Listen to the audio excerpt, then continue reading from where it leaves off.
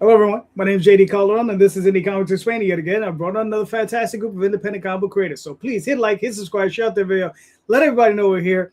You know, normal people, or I should say, Abby normal people, are not here today. So we got the pinch hitter. What's up, Tom? So I go from not even on the card to to co-host, like Right. in 2 minutes. Like that. In like 2 seconds. But I fixed the card. Except on Facebook. It wouldn't let me do it on Facebook. Okay. All right. Fix it on the other one. I guess I'm here. It's fine. Tom Hutchison, Big Dog Inc. The writer, publisher, art director, all of those things. All right, cool. I should probably leave you off the card more often because most times you're just like, I'm here. You know. All right. We got Mr. Dudley. What's up, Mark? What up, though? How y'all doing today? We're good, man. How you doing? You know, make it happen. You know, as much as I can, you know, I'll get down. Mm-hmm. I hear you, brother. I hear you. All right. We also got Mr. Wynn. What's up? Marvin Wynn, writer, creator of The Edge from Comicsburg. All right, cool. Is it still echo? Am I good? Fred. Yeah, gonna be. Nah, you're muted, Fred. My name is Fred Schwartz. I'm the writer-creator of Fisticuffs and the owner-operator Schwartz Art. Glad to be here. Cool. And who's your co-pilot on there? My co-pilot is Parker. And actually, that was my question today is how to keep a dog quiet during a podcast. Benadryl. You have to pick them up and hug them. There you go. Pick them up and hug them. I mean, you know, I'm Gen X. We had a different way of dealing with it. But, oh, for sure. Definitely, for sure. a very different way of dealing with it. So, yeah. We're very, very he's really cute. You can't do that. He's adorable. Look at Something Gen X is still something called mangy mutt. He is not mangy. He's not a mangy mutt. That's how we dealt with it, man. You know what I'm saying? Exactly. Oh, my God. Yeah. We were savages, man. We're savages. What do you want? Yeah, we're barely domesticated ourselves. So, yeah. All right, gentlemen. We've all heard, we've all seen it. Let's talk business, right? Let's talk business. So every week we come on here, and it's funny. Daphne was asked me earlier. She was like, hold on for a second. All right. Marvin, I muted you so we don't have the echo. But Daphne asked me, she was like, so what's the difference between what you're asking today and what you normally ask? Because you always talk about business on the show, right? And I was just like, I don't know, right? Because all of us have concerns about the business that we're doing, right? And we'll look at it differently. So I got a real simple question. How do you save money in the smallest ways, right? Because they're macro ways to try to save money and they're micro ways to try to save money. And the micro ways do add up, right? So in a small way, how do you try to save cash, right? So This is where everybody says AI. Yeah. Okay, that's the end of this show.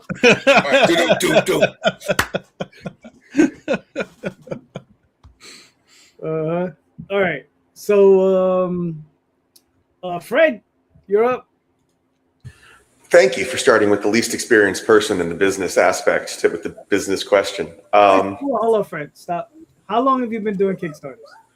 Like a year and a half. You're no longer the new guy. Sorry. Oh, stop it. You're on your fourth book? I'm about to be, yeah. It'll be fourth book, about to be on my fourth Kickstarter. So, because I did 1 and 2 together. So there you go. There's somebody out there right now doing their first one. Okay. Fine. So I guess maybe, and this is actually is going to be part of my question, which I'm going to get to later. But the thing that I try to do is I don't overextend myself with orders. I try to order, I still am new to the Kickstarter, and my cycle is now, like, when I do the Kickstarter, I try to hit like local shows and cons and shops, and I do like a little tour, and get the book out and stuff. And I'm still trying to like navigate that, right? Because I see people, you know, online when they order books and they do campaigns not much larger than mine, and they order a ton of inventory. And I wonder, like, what are they going to do with that? Because like I wonder how they move it, and that's actually part of my question today is going to be about how you expand and how you grow and how you justify that. But I think what it is now is like so far I've managed to kind of like keep my inventory needs just like a hair above what I need each Kickstarter. I haven't, you know, gone into, I mean, I'm like a very,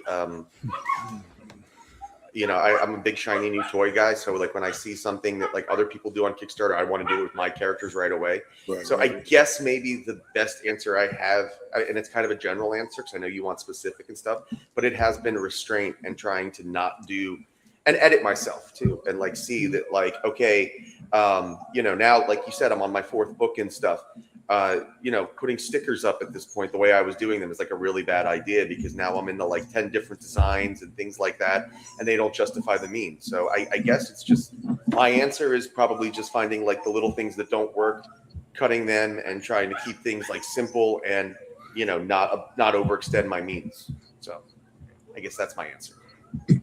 Okay, that's fair enough. And that's also with production too. Like, I mean, I am starting to do like more covers per, you know, Kickstarter and stuff. And I see a lot of people, you know, doing a ton of stuff like that. And I would love to. There are a ton of artists that I would love to work with, and always an idea out there, but editing that too. So. All right, cool. You know, I mean, Fred, do you play with that dog at all during the day? JD. Okay, so for an So that's a hour- no. That's a no, by the way. No, that is not a no. All day today, he was lying in bed and he would not play. I'm like, Parker, get up. I got a show later. Let's play. For an hour before the show started, we were playing bowling. Throwing the ball against the wall, bouncing it. He's chasing it. I thought I burned up all his energy. And the second I show anybody else a little bit of attention, he just starts moaning. He finds that reserve. Like he's like Hulk Hogan hulking up. And he's like, all of a sudden, he's got his energy again. And he's ready to start whining and crying. I don't have any other friends. I spend all my time with that dog. And it's a shame that he's not exhausted by the time I start this shit. So Okay. thanks, Parker. Way to make me look like, you know, a neglectful father. You know, Like for all doggy right, day. fair enough. Marvin, what are your thoughts? You gotta unhook him. Marvin, get him out back in here. Is it echoing you? No. No, Is you it got- echoing? Good, man. It sounds better. Yeah, good. yeah, Sounds you good. got it. All right, cool. What was the question? No, I'm just kidding. So ways to save money. So I mean, I think that a lot of the times is since Comics Bros is a collective, we do a lot of stuff at the same time. So you can print books at the same time. That saves you money. Doing conventions as a collective saves a lot of money on table costs and travel and things like that, which allows us to roll money back into the business. So as much stuff as you can try to do as a unit, that helps. If you're not a unit, I think that cutting some things out that you don't really need. So Fred was asking about, well, how do you justify printing a lot of books? That's conventions, and doing as many conventions or book shows or things as you can helps you move some of that stock, which also can save you money, because if you don't have an empty room to hold all those books in, then you're having to get a storage unit, which is going to up your cost again. Right. So the goal is to maximize your revenue by making sure that those units that you purchase are moving, because the more books you buy, the much money you save on it. So your costs come down when you buy more books. So I'm actually on the website right now. So you go 300 books, it's $3.69 a unit. But if you go to 500, it goes down to $2.56. So you're saving money in that case. The more you get, the more you'll save. But now you have to figure out a way, how am I moving these books? And that's why, like, online store, whatever you're doing through retail, and then conventions is how you're going to move those books and not have these just sitting around. What website is that, if you don't mind me asking, Marvin? Your website. My website? Yes. Which website is it? The website where you have your books and so you can sell them. You don't have an online store on your website? No, that's not what I'm talking about. I'm talking about the quote the price on you just gave. chin print, queen print. Queen? Yeah. They're not that expensive. Well, this is for trade. Oh, gotcha. Yeah. Okay, gotcha. I thought you were talking about a 32-page book or something. Oh no, it's much cheaper or in that stead. But yeah, but it's also Kickstarter. So if you're doing Kickstarters every year, you'll have that stock ready to go so you don't have to order books from them too. So I mean, if it's possible and you have the money, big orders are the best way to go, and then you just piece them down as you go and try not to have storage. All right, that's cool. Mark, before we get to you, I hear someone driving. Jay, you there? I be, buddy. Yes. What's up, guys? I'm the main G Mutt in this place, okay? All right? Parker doesn't take that title from me. I'm the main G Mutt, all right? I would love to see you and Parker do a show together. I think that'd be a lot of fun. Oh, man. We'd have a great time. He'd do all the running, and I do all the sitting. That'd be a great show. Is there an echo because of me? Is everything okay there or no? It's I can't really touch. No, it was a controls Marvin echo, but I think it's more or less Oh, handled. is it Marvin echo? It's big again. But it's Okay. It's okay now though. But he figured it out. So Jay, did you hear the question? Because I don't know how long service is going to keep up with me. I'm still on my Gotcha. way Yeah, back I know from you- Connecticut to Rifficon. Real quick, how was the show? It was a great show. It's a great show. It's not HeroCon level like Marvin is, but it was moving. There was flow between the two rooms. The B room was really small, and it was a traffic generator only because Jim Lee was the biggest name in that room. So it had people going. The other room had all the other celebs and stuff like that. They had a really nice identifiable section between small press vendors. They just didn't have it separated between card vendors, t-shirt vendor groups. You know, they were interspersed between the vendor tables, and then they had hallway tables. It was awesome. It was awesome. The only bad thing is that there's nothing to do outside of the show. So if you're there for the whole weekend, you're pretty much locked into the hotel because there's a prison a few miles away from the Wauhegan Sun. There's not really shops and malls, but the hotel that the casino is a part of is a mall unto itself. You're not doing a lot of walking at Terrificon.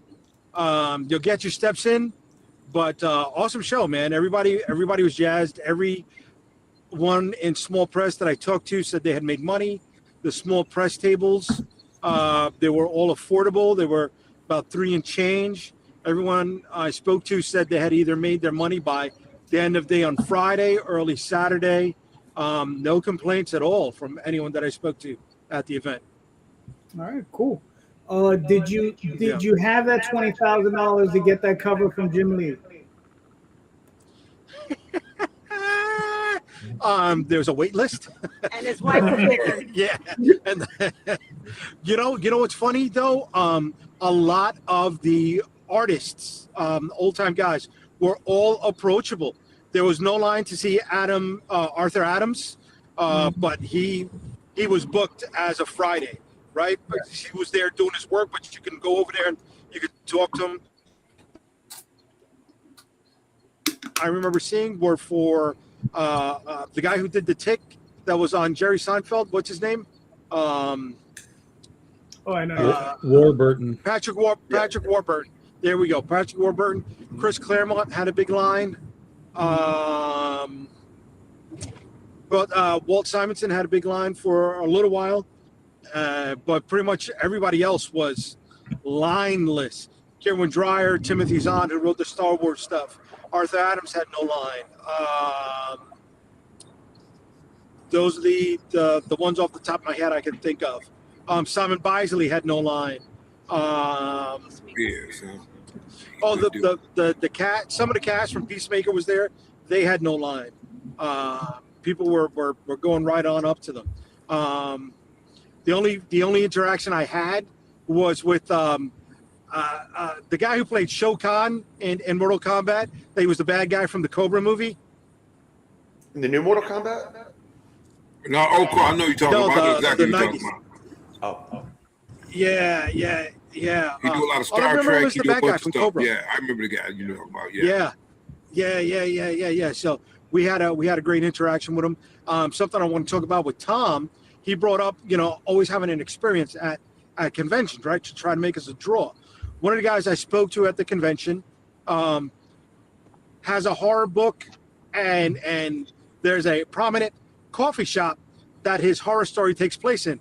The guy set up a coffee shop at the convention, was selling coffees with his books. He was a draw. He made money.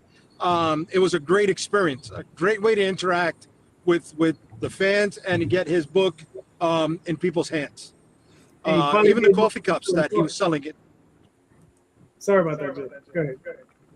Yeah, dude, but he was killing it.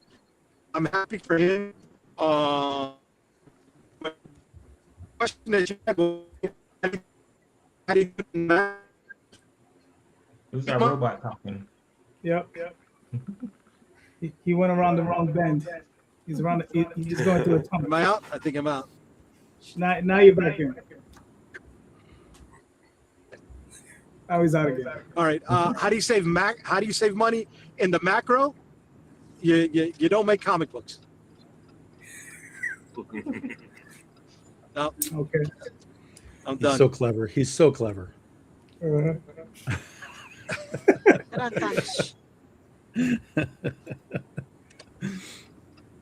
All right. All right.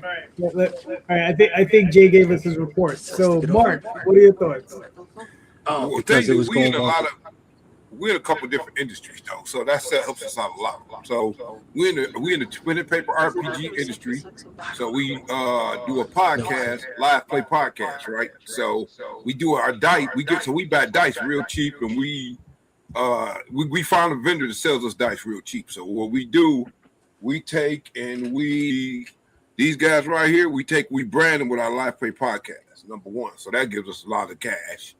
And then also, we got a gumball machine full of single dice that gives us a lot of cash, and then the parents hate us because we also got a gumball machine full of balls for the kids. So that gives us a lot of cash. Is it gumballs or like the rubber balls? No, just rubber balls. Kids love them, man. Parents hate us. Parents can't stand us, man. And the thing is, the key though ultimately is that we do webcomics first. Mm-hmm. Before we hit a Kickstarter or whatever, we putting that mug on the web. So we already got a ready-made fan base when it come time to sell them books. People are already looking for them because they read the story on the web. They just want the physical copy from us. So that saves us a lot of money. And besides that, we have a really good relationship with a lot of the school district printers around here, to be honest to you. Because what happens is that we do a lot of educational stuff, right? So they really like us, right? So what happened is that, let's say you got a school district and they got let's say they got a graphic design program or whatever, right? They'll be like, hey, can we print your books so that we can teach these kids how to print books? So that's how we save a lot of money. Relationships, man, really, that's what it is. That's like going to the barber school for your haircut. Yeah. But guess what, buddy? I hope they cut your books right. I'll put it to you like this: they cut them excellently. Good. So maybe you might want to make you some relationships, Tom. They've been good relationships.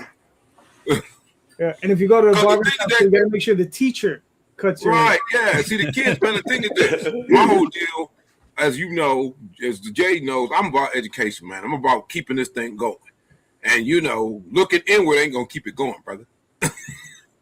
You want to look outward, and we already made our bones. So what's the problem with making sure that these youngsters can't learn from us to be better people or better creators later on? Yeah, but, we have to be better people ourselves before we can teach them. Well, again, my thing is this, bro. I can't help you with that, cuz. So that's the tough part. Better people. It's just because like the argument where people are always like, "Oh, the young guys, they don't want to read comics and this and that, and this and that, and this," because I believe that a lot of comic guys are unapproachable, especially when it comes to teaching other young people stuff. Super unapproachable. We got to work on that. True. Yeah. Tom, what are your thoughts? What do you save money, if ever? This kind of goes back to me when I was working at a comic book shop back in the late 90s, and we'd gone through the boom and we were going through the bust, and the store owner, I had worked for him for many years, almost 7 or 8 years, and he came to me one time and he was like, "Tom, we got to figure out how to spend less money in here." And I was like, "I hate everything you just said, because what you should be telling me is, how do we make more money? How do we get more people in here? How do we sell more shit versus how do we par back what's going on?" Now, to some degree, yes, there's you can par back in some elements. Back in the 90s, if you were buying 100 copies of something, you could buy 90, and across all these titles, suddenly you're going to save some money, of course. But I hate the idea of like, how do we scale back? How do we like save money by skimping on paper or doing this or that? And I'm like, God damn, all that just sounds terrible to me. Yeah. But there are two things that I've done that go in that regard, but for different reasons than like just purely like, oh God, I gotta make things cheaper. The first one is we just moved our printing to China, guys. It's not what I wanted to do. It's not as convenient as publishing or printing rather in the United States. We had a decent printer for many years, and they were just in Indiana, and they would do it, and we'd have our stuff within about a month. Now it takes about 2 months to get it. But the reality is we've been publishing this stuff through China for a year, almost 2 years at least. I don't think anyone's noticed that there's a quality change, and if anything, to be perfectly honest, the quality's gone up. The paper is better. It's a better product for a monumentally cheaper price. Sure. The only thing that I'm paying for in this is that I got to add an extra month onto my printing cycle, because it's got to be printed there and then shipped over, and that they just put it on a boat, and you hope that it doesn't crash into Godzilla on the way, and that it shows up in time.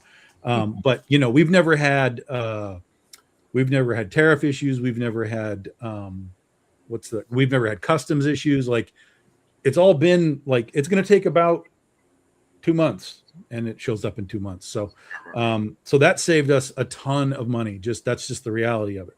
Right. If there was a United States printer that would be like, well, we can do that for a at least comparable price, I would listen, because I would rather have it printed here. But they do a great job, and I have no complaints. The only other thing that we do, or that I do, because it's a decision I have to make, is when we do our variant covers, it's who's doing the variant covers, because there's guys out there that I can be like, well, I want to use this guy, but he's going to cost me $1,000, but I could get 4 people to do covers for that same amount as well. So I'm getting more for the same amount of money, but it's different people. It's guys that don't necessarily have the hard following. So I'm in a situation where I'm basically trying to build these guys. Like, hey, BDI people, I like this guy, and I think you need to like this guy, and here's the art, and go do it. And over the years, we've done that. Shannon Mayer, Natalie Sanders, those guys worked with us first, and now they've gone on to become big names, in the industry. So I think I'm good at spotting talent, but there is the reality that the industry, within the context of variant covers, has blinders on for who they want. They want J. Scott Campbell. They want Art Germ. They want, these handful of a dozen guys. And those are the dudes that people go racing for. And if you've got them on your project, you have a fair chance to sell to those fan bases. But they're going to cost you a fortune. Sure. So, over time, we've just sort of mixed and matched. It's like, instead of having all 4 of those big names that we've worked with, we might have 1 and then like 4 of our guys that we kind of find and introduce to our audience. But in doing that, it saves us some money on the upfront aspect. We still have to print the book, but the upfront aspect changes because instead of $4,000, it's now 1,000 for one and 400 for three more. So it just kind of changes that dynamic. And I'd love to keep working with all of those names that we've worked with in the past, but just financially, it's brutal. Even with the savings in printing, there's probably a balance there that I could be like, yeah, we've saved all of this, so we could kind of shove it back into all those dudes if we wanted to. But at the same time, I love art, so I'm always looking for new people to come in and bring new styles and new concepts and thoughts and ideas of the characters.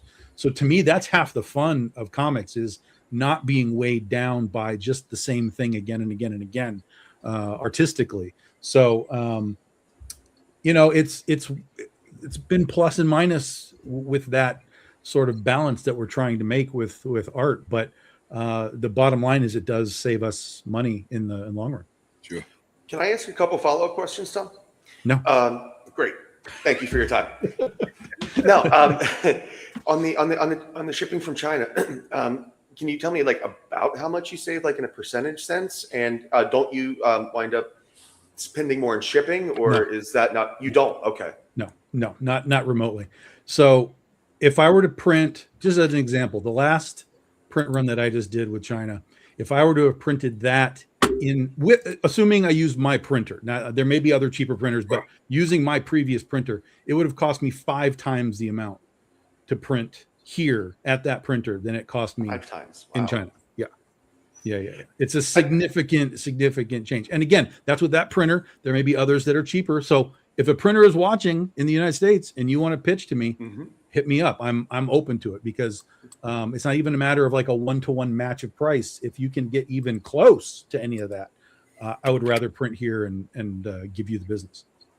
I have one more question, because you touched on something, and I've always wondered this. When you're doing like a series, right, and say you're doing like a 7-issue miniseries, and you're on like a book 5 or 6 or so, and you reach out you spend the money on like a big name, like an Art Germ, for example, or whoever it is. Do you find that translates into people discovering your series like retroactively? Like, do they go back and read the other issues, or they just pick up the Art Germ one because they like Art Germ? It's going to vary. I know people have found Legend of Oz because of Shannon Mayer's cover, like his cover that he did, his first ever cover in comics. Because what people do is, as they're like, oh, Shannon Mayer, like what else has he done? And they just follow the trail, right? And they go all the way back to, oh, Shannon Mayer's first ever cover was Legend of Oz #7, and everybody wants it. And the price went from like $30 to $400 because it's such a low print run book. Now, whether or not they read the book, I can't tell you. But we had people wanting the book. The book went into all kinds of top 10 lists and all kinds of stuff with that. So you hope that even if they don't read that particular issue, you hope that they go, okay, but what is this? and they go find a trade or whatever, and they try and get into it. But the reality is that most of the people that are buying art covers are buying it for the art. They're buying it for the artist. And they don't really care what's on the inside. I would say that's probably at least 75% true. That they really, not that they won't bother to look, but it's just not what they're there for. They're there for the Scott Campbell cover. They're there for the Ryan Otley cover. That's what they want. They want that thing because they're they're also in the vibe of the collector / value aspect of it. Speculation part of it. Yeah. So it's not even about just purely like, oh, I would like that in my collection. It's like, ooh, that's like a hot book. So I want to get on that book and follow those trends. So you can take advantage of some of that if you can get a big name that's sort of popping and has a fan base and following you. But I will say this, there is no guarantee that those fans will follow to you, because just because they like what they're doing on Wonder Woman does not mean they are going to give a damn about what they're doing on Fisticuffs, because that's just polar opposite IP and concepts and so on. So I've seen people hire big artists and stumble with it. They were happy with the piece. Like they're like, oh my God, I got this guy to do a thing. Like, holy shit, I got Joe Chiodo to draw, paint Dorothy Gale. But you can stumble, it can miss. So I think what you would want to do is really judge your brand and your book, whatever it is, and then find somebody who's been doing that in that vein for a period of time, versus saying like, well, I'm doing a Western and I'm going to go hire the guy who draws Spider-Man. That's not necessarily a good crossover. Gotcha. Thank you. You know, also, man, one thing that we learned, because we working on a pitch to a reality TV competition show, right? So for comic artists, for comic creators, just not the artists or whatever, right? Really? We learned, this is one of the things about, I'm glad that we do the webcomic stuff. We learned, man, that worldwide, that webcomic industry is eclipsing every other comic industry, eclipsing. So it's like, man, you know, we got in there not knowing, which was cool, you know. And like I said, what's cool about it is that people, they reading the stuff, and like we'll do webcomics in black and white, right? Usually. Then when we do the physical piece, it's a color piece, so it's a whole nother product. You know what I'm saying? So then people are just buying the stuff, and what happens at that, it's like, it's funny because like we only ever really did that one Kickstarter that we did, right? But because we also do webcomics and stuff, we were able to we still turning that Kickstarter. We did the Kickstarter like 10, 12 years ago. We still turn that money over. Okay. You know, we put it in something, then boom, it kicks that money back out. We put it back in something, kicks that money. That loot is still turning over in our system. You know what I'm saying? Because of the fact that we decided to do the webcomic stuff first and then bundle it all as volumes later. This was after we did the Kickstarter, though, we decided. I'm going to try not to ask a billion questions today, but I just have one question, because you keep saying webcomic, and I'm sorry, JD, I am new and I don't know. When you say webcomic, you're saying how it's, well, that's what I'm asking is like, how is that? You're talking about something separate from like, yes, I'm talking about doing like a digital comic on like global comic. Yep, you know, exactly. How is a webcomic different? It's like you host it on your own website? No, you can host it on your own website if you want to. We just host it on the thing that the webcomic for us is cool. It's free because it was free for people to read because it's a black and white thing. Right. But so when we collect it in color. And then people get a whole new product. And so they can't wait to get that whole new product, you know, because then they can have a physical product to collect if they're collectors. You know what I'm saying? But do you do the webcomic in the same way you would do like a regular comic? Yeah, you got multiple ways of doing it. You can do it as a strip, you can do it as a vertical comic, or you can do it as pages. It depends on how you want to do it. That's what I was asking, because I've heard about these like vertical ones, and I was wondering if like webcomic just means those, or if webcomic means no. You like can a do book it on many global different ways. comics. It just depends on your audience. Because what happens is that we do pages, right? Too. Yeah. And then the pages actually scroll down too. So it's like I do one page or whatever. So that works out fine too. You know what I mean? Okay. But see, the thing is that there's only because where they do the vertical panel, that's for cell phones for the most part. Okay. Yeah, you end up with the endless scroll. Yep. You end up with endless scroll. Yeah. And people find those. You said when you say they're blowing up all over the world, people find those on like a platform or what I mean is this: you getting eyes on your stuff, right? Yeah. And as you getting eyes on your stuff, and you collect it back as a color book, you be shocked when people come to cons. They be like, "Oh, I saw that online. I know it was in color. Bye." Cool.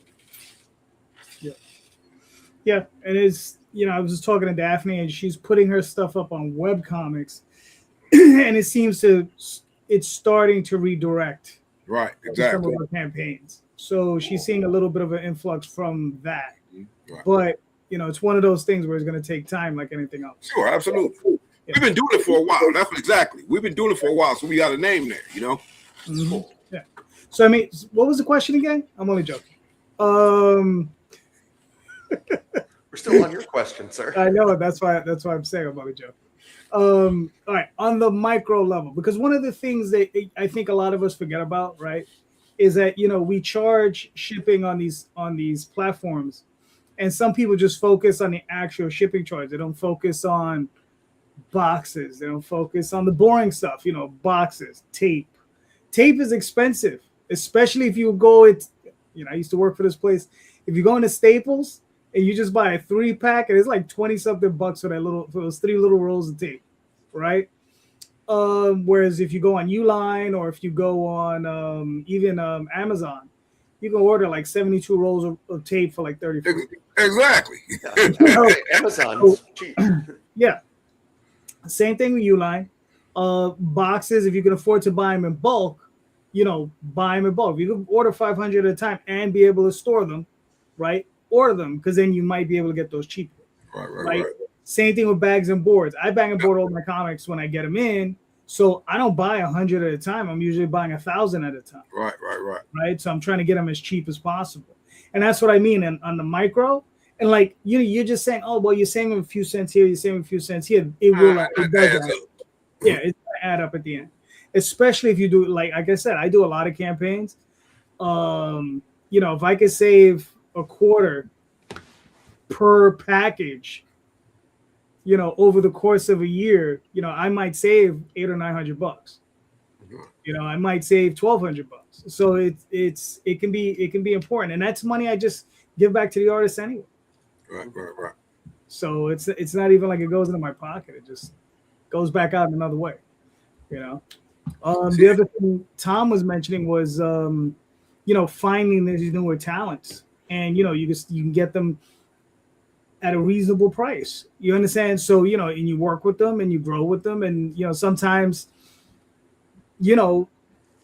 I found that some of the guys that I've worked with in the past, I contact them, and even though they're working with bigger companies and they're working on bigger campaigns or whatever, they're very they're like, yeah, man, I'll get it to you ASAP. Don't worry about it. You know what I mean? Because I've worked with them early on, and I've given them business throughout the years. You understand? It's not a big amount of business, but I'm there with them, and I promote their work. So they know I do a lot of campaigns, so their stuff is always being seen by people. So they're willing to work with me and be cool about it. So yeah. So has anybody got anything else? No? All right. Okay, we're going home. No. Tom, you got a question?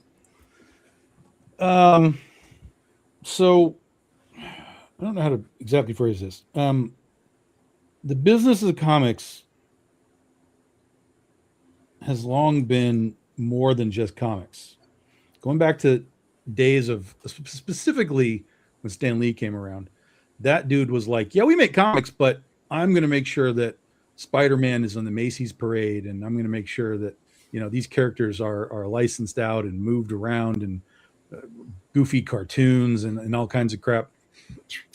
So the reality of not to say that comics like that stuff didn't sell back in the day, but it was a different world too. But at that time, they weren't just resting on their laurels and saying, well, we're making comics and we're done. It was always like, what else can we do with this stuff? What other avenues of either public exposure or sales can we do with this stuff? So the question is are you just making comics, or what's your plan to legitimately put eyes on your product in larger scale ways? Like we just talked about putting it online and webcomics, of course, but the general public has no clue who we are.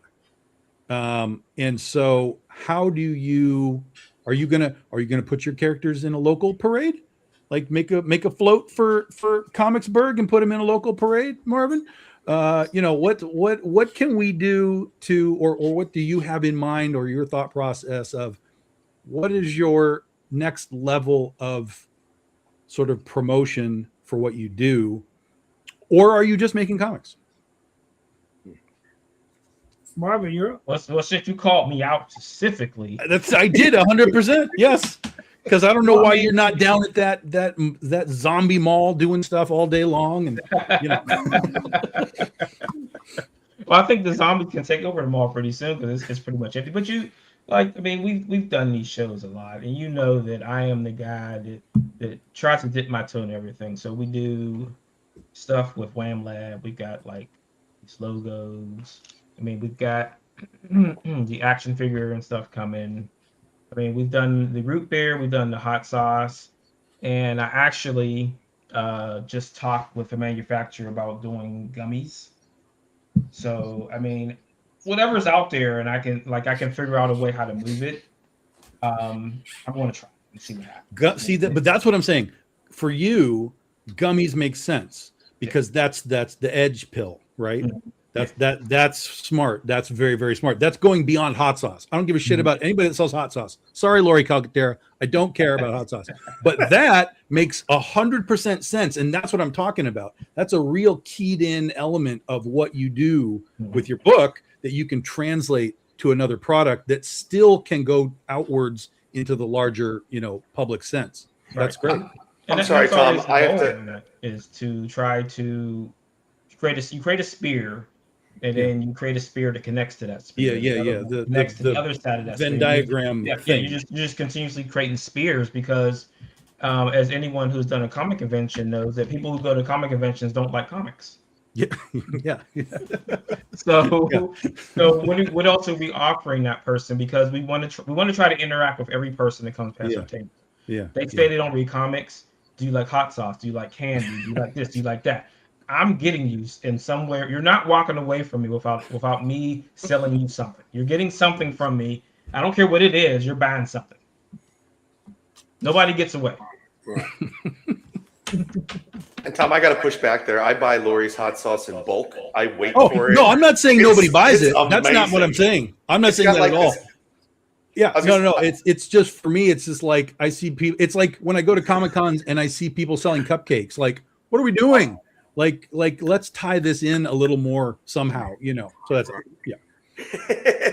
blooming onions. Like, if you had a way to sell a blooming onion, I understand what you're doing. Yes, we've got a minifigure. He's adorable. And Marvin, we got to talk after the show. I'd love to hear about the flavor of your hot sauce because I am a hot sauce guy, man. It's sure. I mean, we can talk about it right now. It's it's habanero with medium heat. I love that. Really, it's you get a hit when it hits your tongue, but it's all flavor after that. Nice. I would pay money to see Fred at a show frying blooming onions. I feel like the comic audience would love them. Like that's a handy snack to be walking around a con with.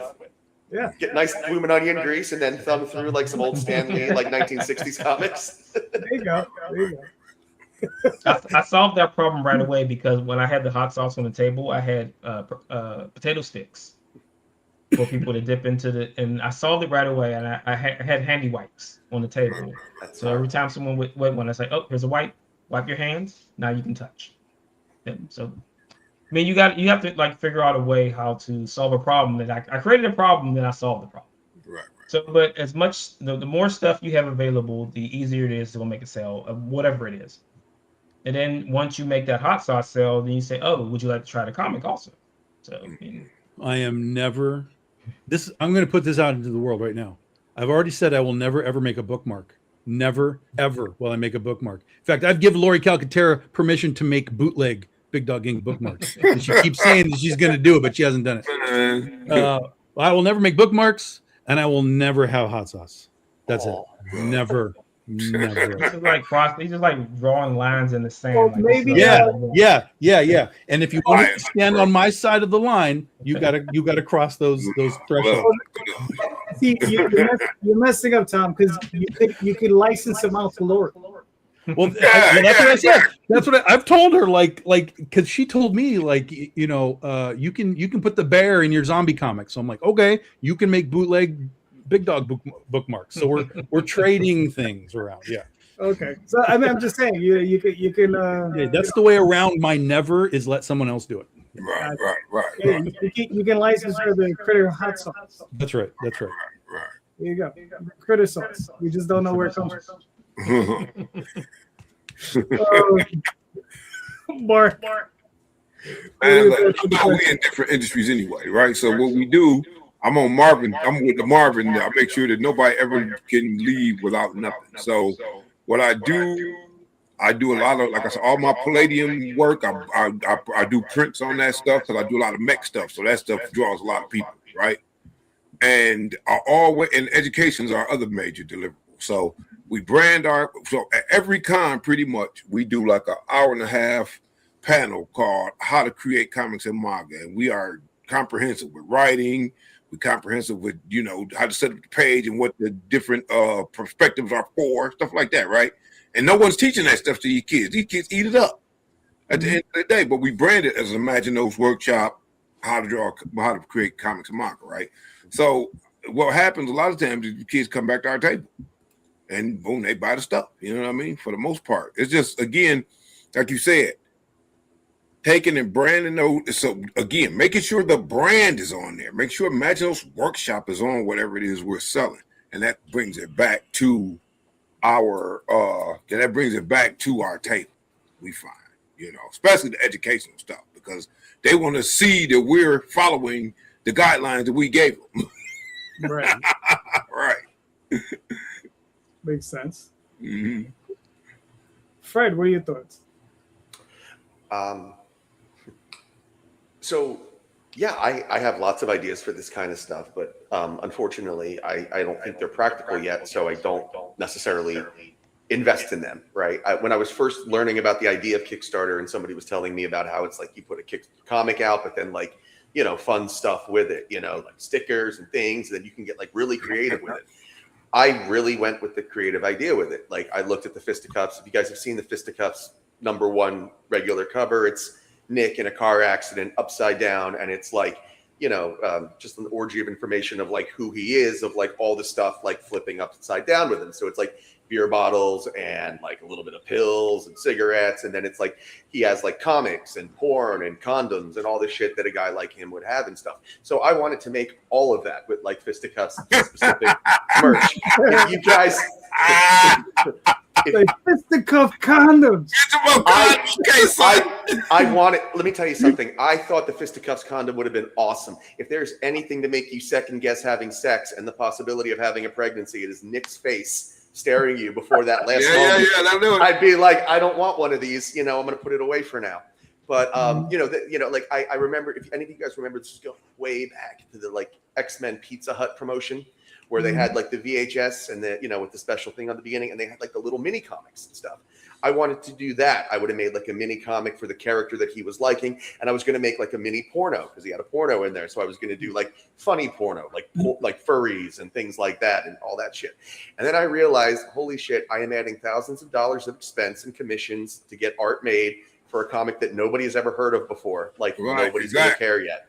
So Tom, I'm ready, man. Like when that day comes, like put me in, coach. I'll come up with like fun ideas, like, blooming onion. Like if I can tie into whoever said, I think William said that earlier about the blooming onion. If I can be the guy that's got a blooming onion sponsorship, the way Macho Man tied to Slim Jim, fuck yeah, I would do that. Fred, though, man, is this, right? Look, at the end of the day, like let's say you got Big Dog Inc. So that's your brand, dude. You know what I'm saying? So you want to big up the brand as much as you can. Because if you big up the brand, then people going to want to go see what BDI is doing. It's like, oh, that's BDI. I've seen that brand before. You know what I mean? That way you don't have to hit every separate little comic in there. You know what I mean? So you want to big up your brand. That's why you brand, stuff with whatever. This is my brand, this is whatever. But, it's funny, Marvin, that you have brought up, the gummies, because I'm a big aficionado of the old underground comics like our Crumb and those guys, and they sold that stuff at head shops, buddy. That's why that stuff was super popular. Right. And so, me personally, for my comic, I'm trying to get into the head shops. And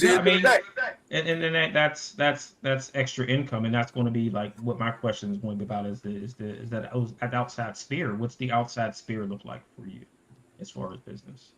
Well, again, even though it's still about like I said, I just brought up that history because it still is about the brand. And so, when anybody asks me, well, why in head shops? I'm like, because historically that's where they were.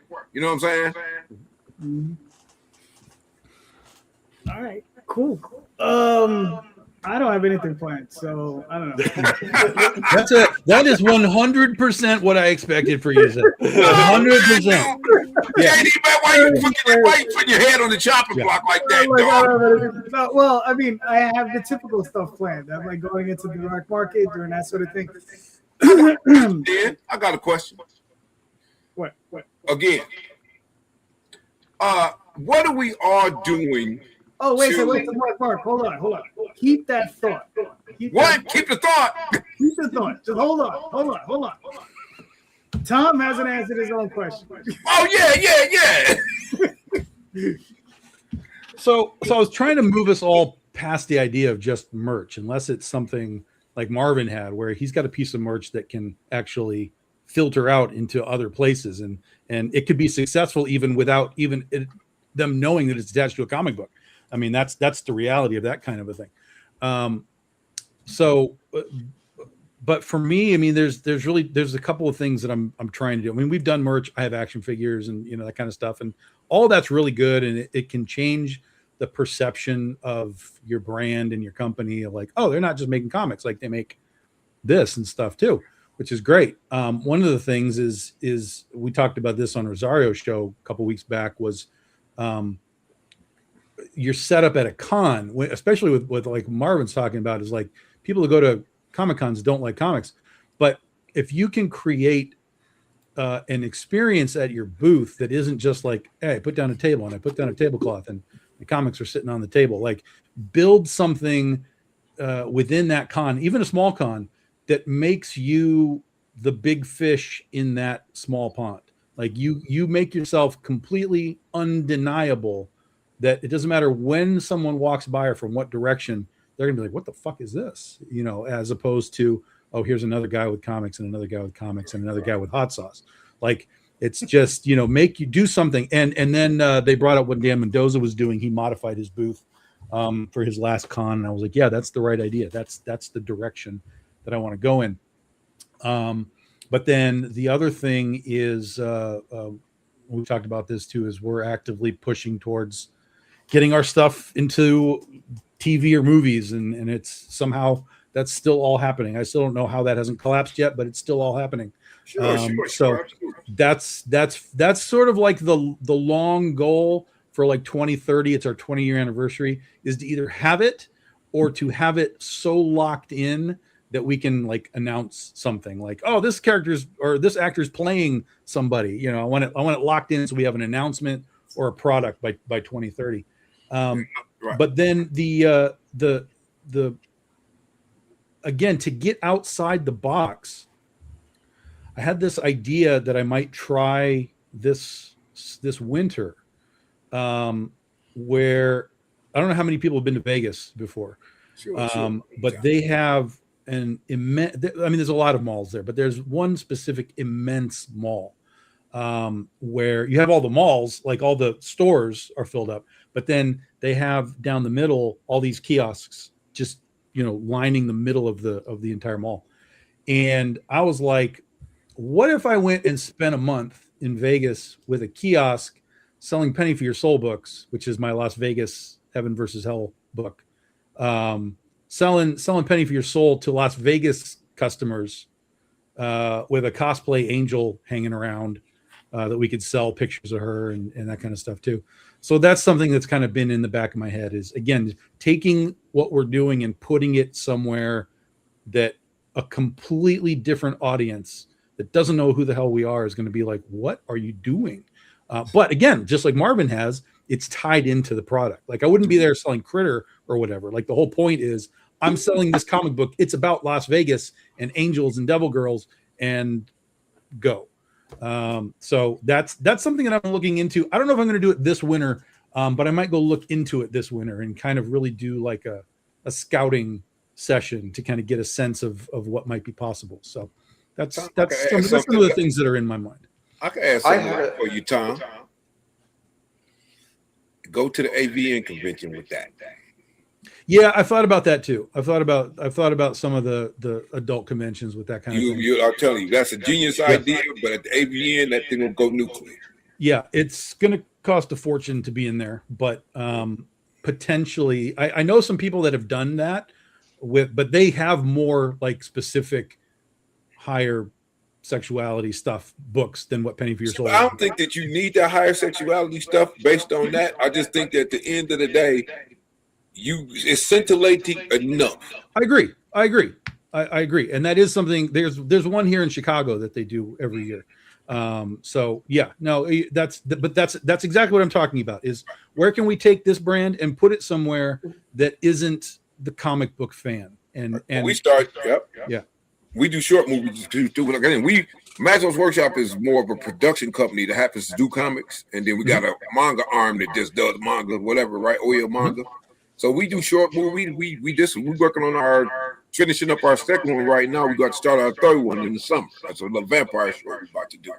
So I mean, it's all about the brand. That's our Maximus Workshop, right? So Cool. All right, real quick. All right, we'll do this guy first. Fred. Come on. Guys, What are we selling here? fisticuffs. We have 2 weeks left on late pledges.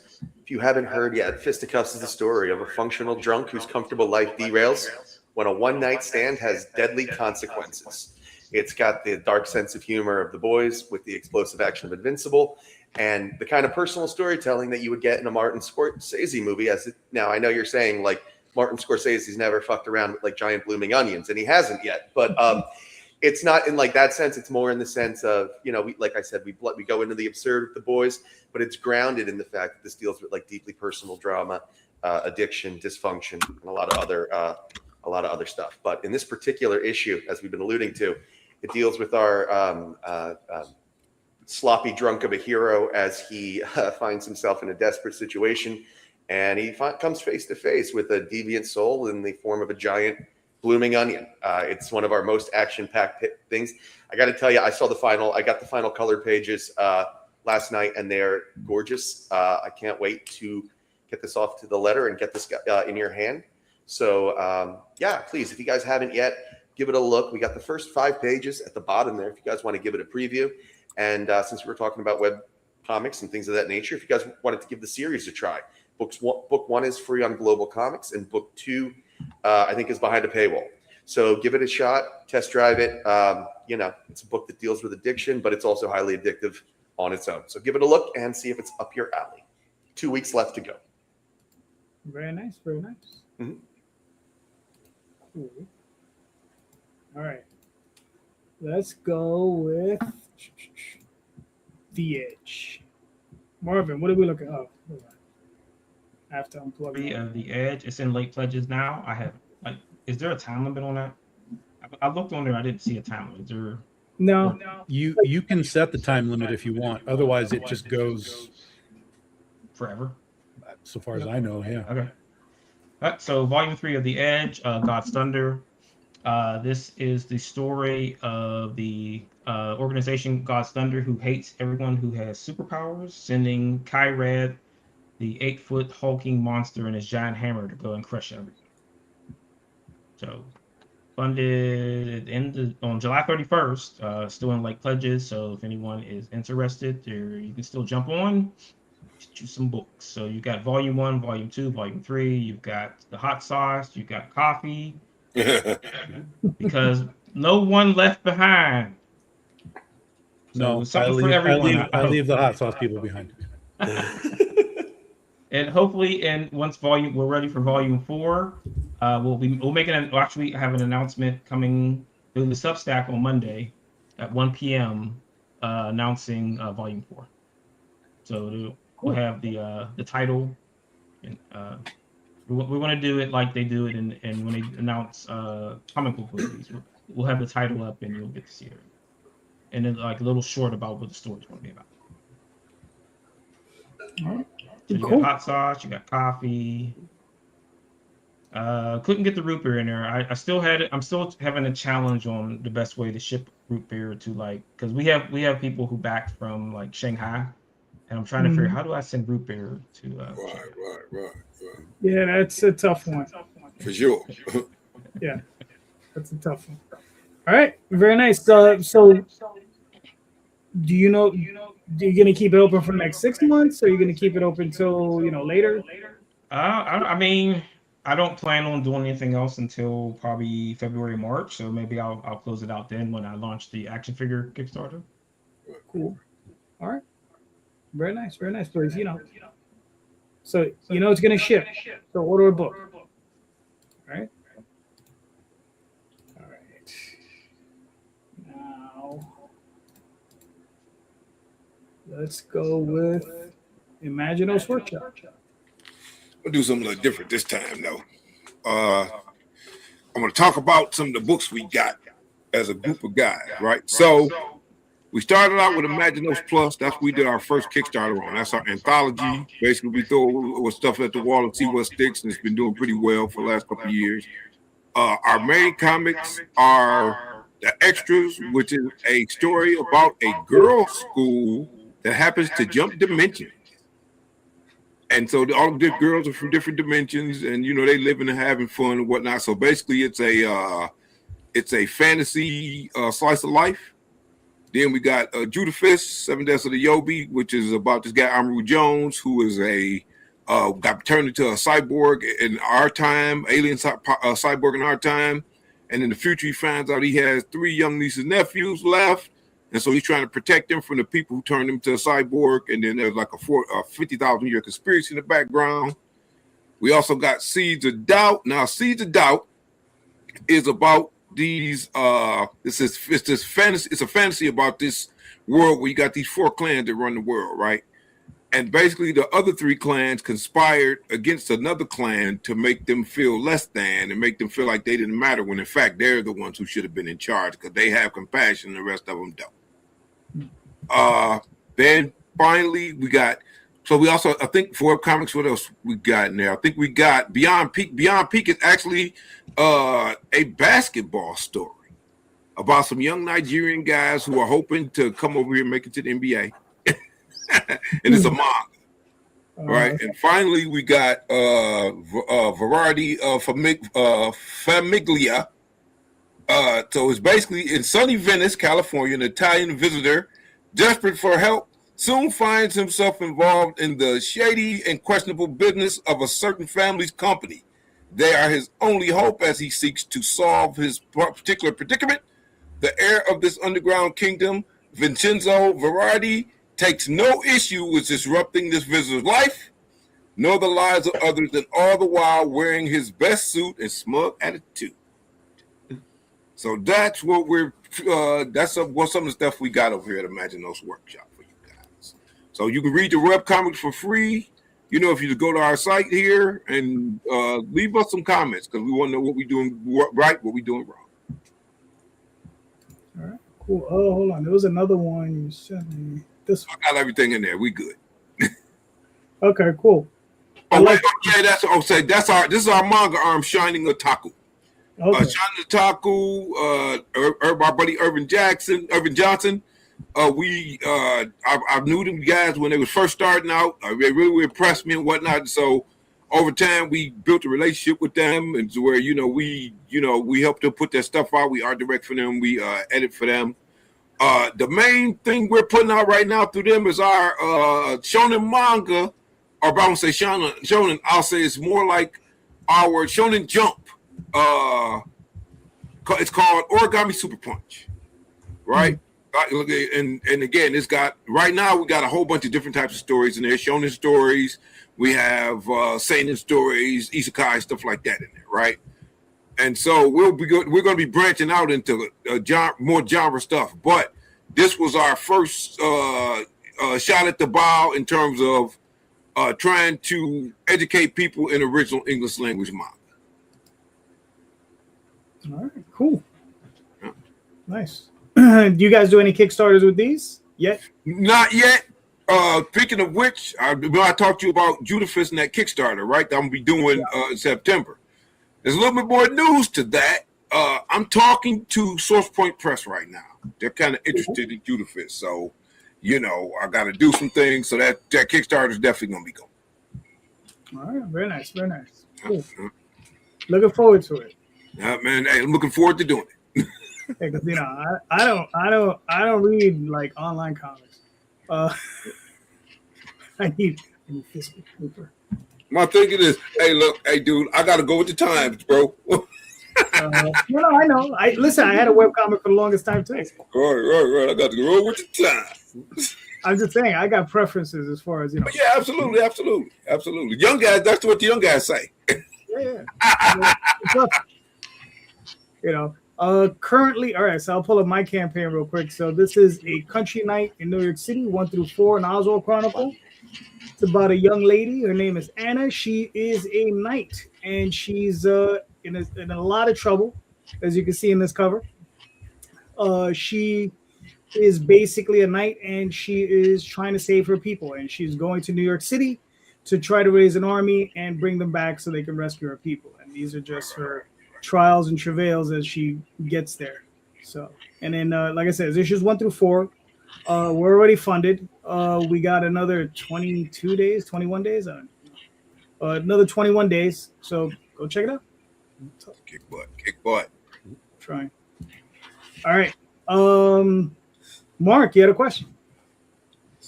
Again, in the spirit of and not so much again, and this, like I said, you guys know I'm big on education. Anybody who knows me know I'm big on education in our medium, right? But I'm also big on growing the market, right? So what are we doing? What is everybody doing?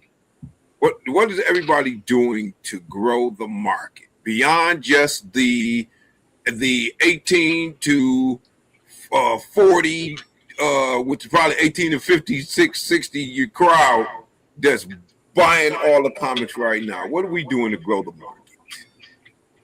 That's fair. Frey, you're up. Are you talking about me personally or the comics industry as a whole? Well, I mean, like, okay, so Fred, all right, so you put a comic out, right? I did. What do you think that you're doing to bring in more different types of readers than usually reads comics? What are you doing, to make young people want to get into comics, stuff like that? You know what I mean? Okay.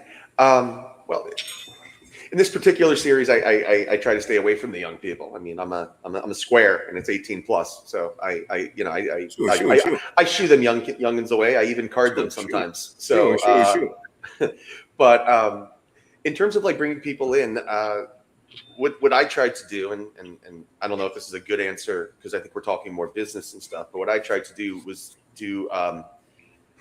it was more in the art side and try to provide something that looked different than I think a lot of other comics did. Like I tried to really lean into, my background, before I did this, I went to school and learned, learned film, and, that's what I was trained in. So I tried to make everything like feel really like cinematic and stuff. I mean, I in hindsight, I don't know if like artists, I don't know.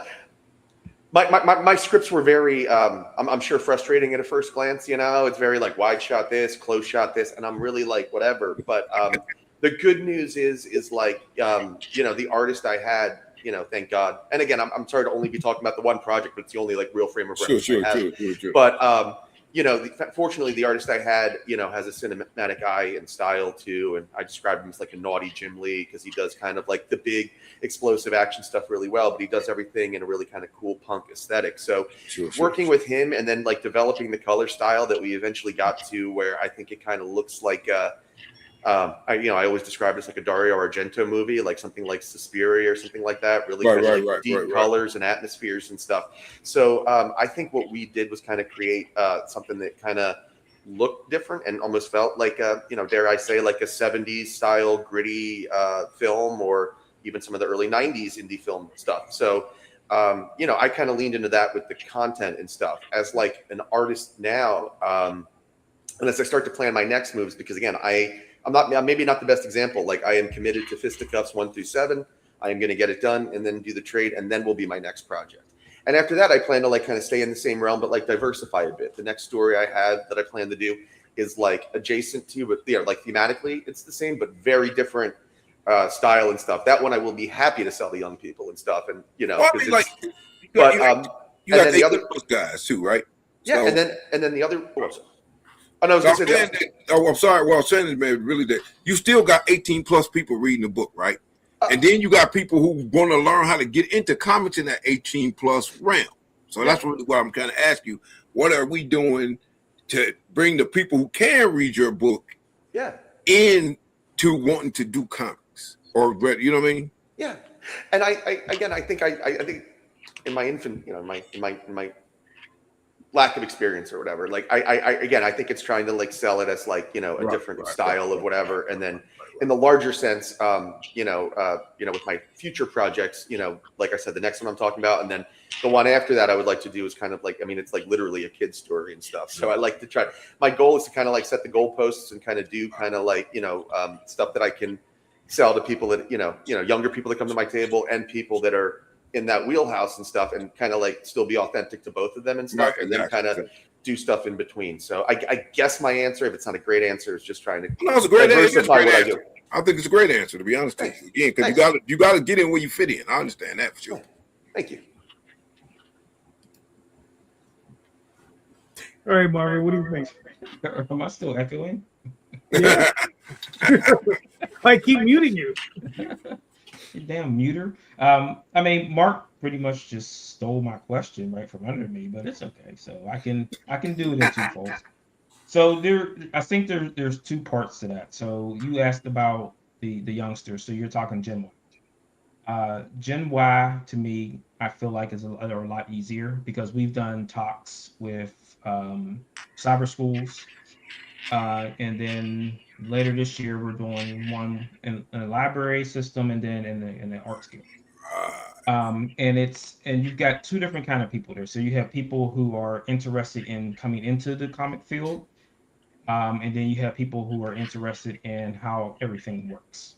Right. Exactly. So they know the art part, they don't know the business part, or they know something about something, but they don't know what it takes to, or the cost of making a comic. Right. So going backwards, so when I say that there's two, so you've missed a whole entire generation, millennials missed comics. Yep. Because they came in when comics were leaving the grocery stores, and the 5 and dimes were disappearing. So those spinner racks didn't exist anymore. So then you were at the point where the only place to get a comic was a comic shop.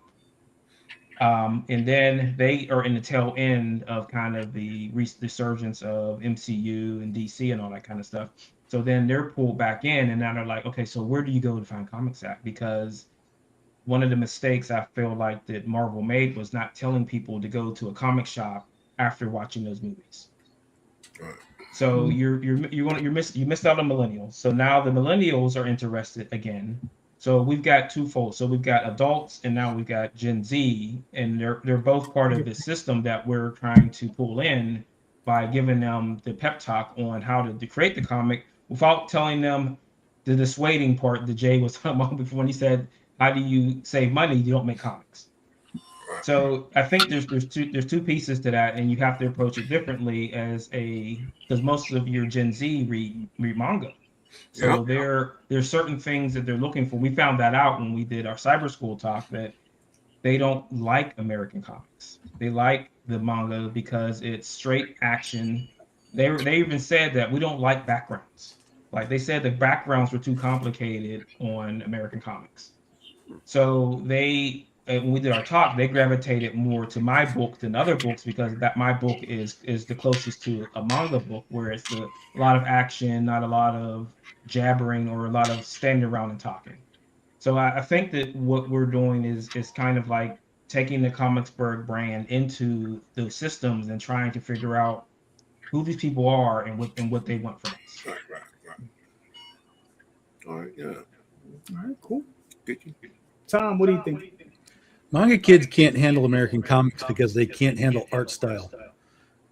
In a very similar way that we complain when somebody's on a book for 5 issues and it switches over to some other guy that we're like, I don't like him as much. You go into manga and you watch what they're reading. It all looks the same, guys.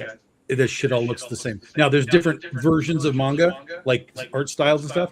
But if you like this art style, there is plenty that exists within this art style that you can just be like, here's 500 different books, and it all looks the same. So they don't have to. There's no art style change. There's design change, clothes and stuff, but the art style. But when you go into American comics, it is like a wall of oddity because it's all over the place. So that's one of the hard parts of translating manga kids into American comics. I've seen that. I've watched kids talk about comics at cons, and they're blown away by color. First of all, they're like, even though there's anime, which is the same stuff, they're like, why is this in color? I don't need the color. Like you just said, it's all action and it's 90s. It's the 90s comics is manga. So if you want to attract that audience, you got to have that type of a product. As for what I'm doing to what is going on? That's a phone. Go ahead. Don't worry. What am I doing? I don't do much. This will be weird. It's not my job to find the people that want to make stuff. I will encourage them when they show interest. I've done panels with, hey, like you said, like we're talking about making comics and how do you do it and so on. I do those kind of panels. I do portfolio reviews at my booth. But they have to show step one to me first, because there's too many that just want to draw garbage manga. They bought the How to Draw Manga book at the art store, and they're not really putting in the effort to reach even a manga level style of art. But their mom says that they're great, and so your mom always said it. Yeah, exactly. So I will definitely talk to those kids, and I'll give them whatever I can in the context of like, work on this, look at this. I'm happy to do it. But there's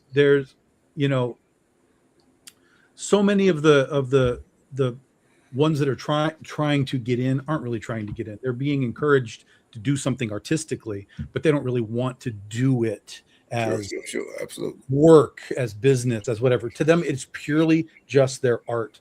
And so I think it really, for me, it takes sort of the next step is I need to see them talking to me about, well, I do art, but I'm learning how to do panel designs and pages and so on. Like, take the next step besides just drawing like a character on paper.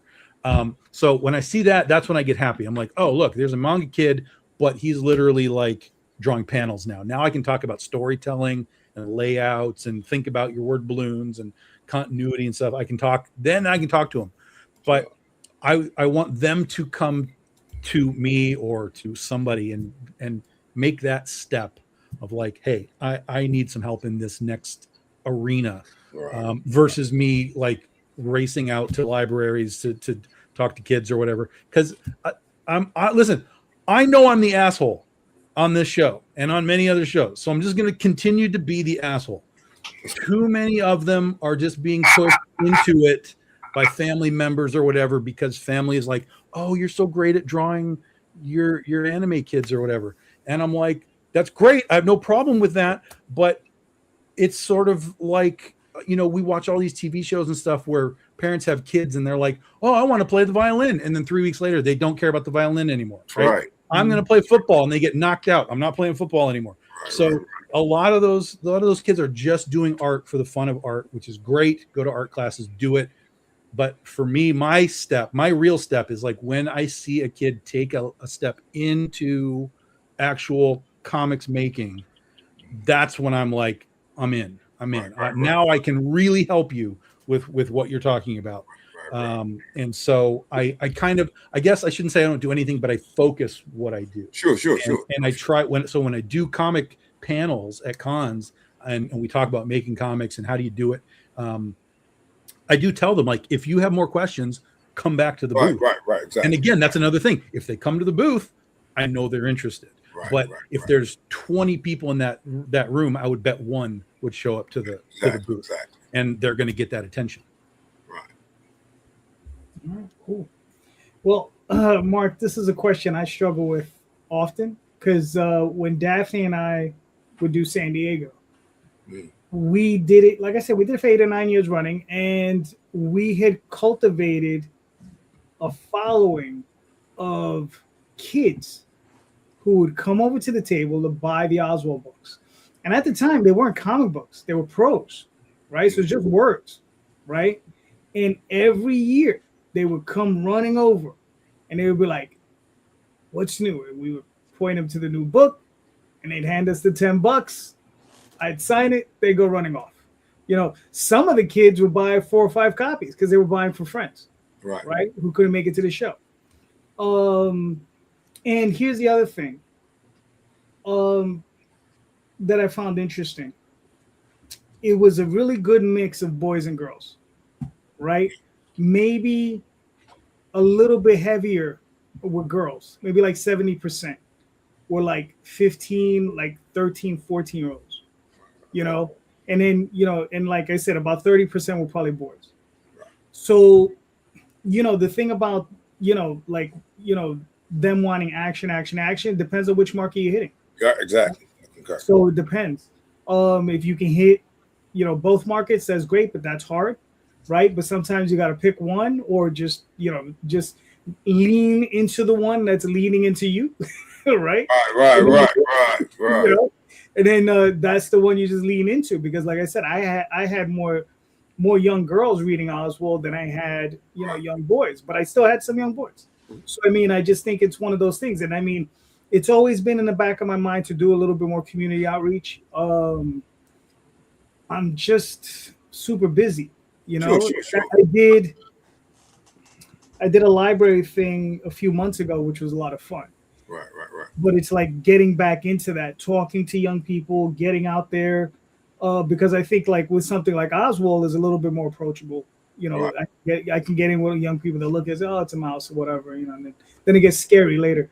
Yeah, and then but it's something I can definitely reach out to. So it's something I struggle with, but it's like on the to-do list, but I got a lot of stuff on that to-do list.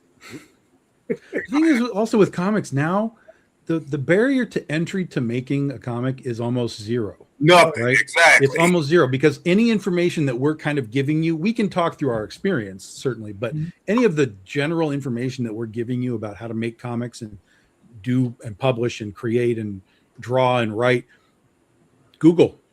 I mean, just start typing things into Google. How do I make comics? How do I make art? How do I paste a page? How do I? And all the information's there. So that's the other part of it for me is like, I'm waiting for the ones that have done that. And now they need to put all those pieces that they have together. And then I said, and that's when I can help you.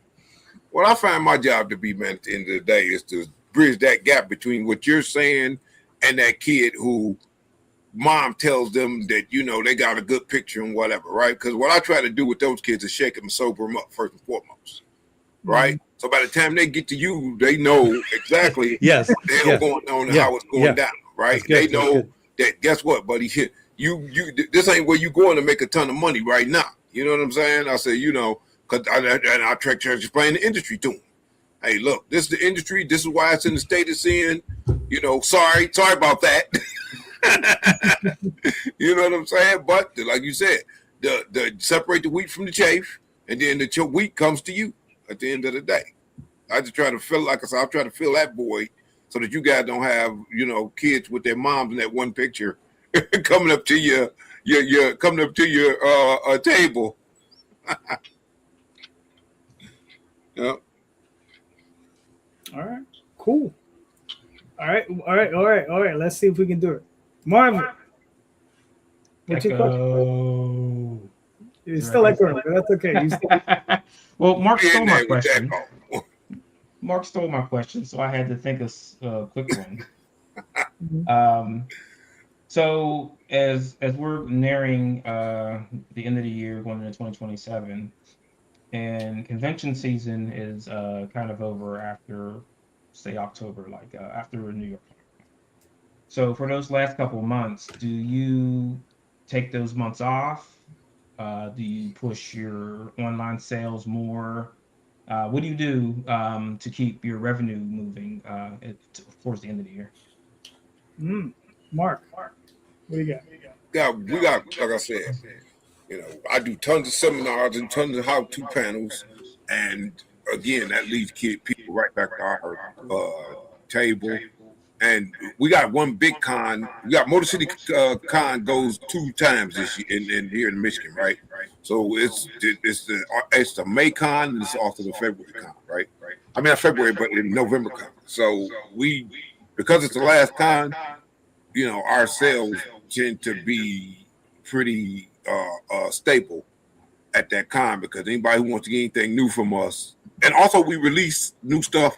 At the beginning of the year, we release new stuff near the end of the year, so they still get new stuff, pretty much. All right, cool. Fred, what are you doing? So element of that was kind of on my question, because I have a question about kind of how that plays out for a lot of you guys too. I'm interested. But for me, my plan for the rest of this year is to,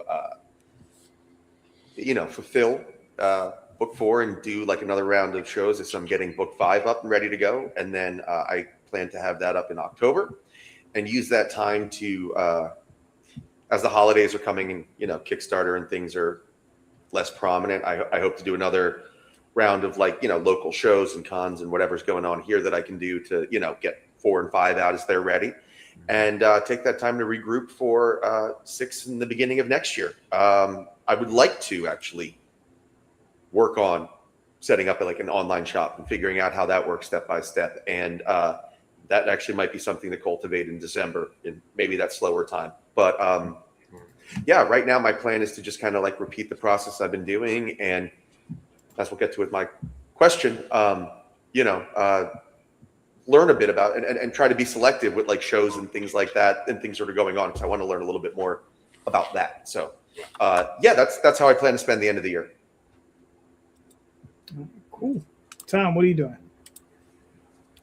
I mean, we're always selling. I sold weird shit today off of eBay. I was like, who the fuck bought this, and where did that sale come from? I don't advertise, I don't market, I don't do anything. I just put stuff up there, and all of a sudden I sold a Kaiju Epic book today. I'm like, okay, that's somebody found me and bought the book. So between that and the web store and I'm going to be getting back to doing my Facebook Live sales, which I haven't done in a long time, but we're going to be getting back to doing that. So there's really not an off period at all. The only advantage to not having shows is I have more time to focus on writing and right. Sort of trying to get ahead for next year so I can get scripts done so that when I am on the road, I don't have to worry about doing the writing and stuff like that. So yeah, it's all always business as usual over here kind of throughout the year. So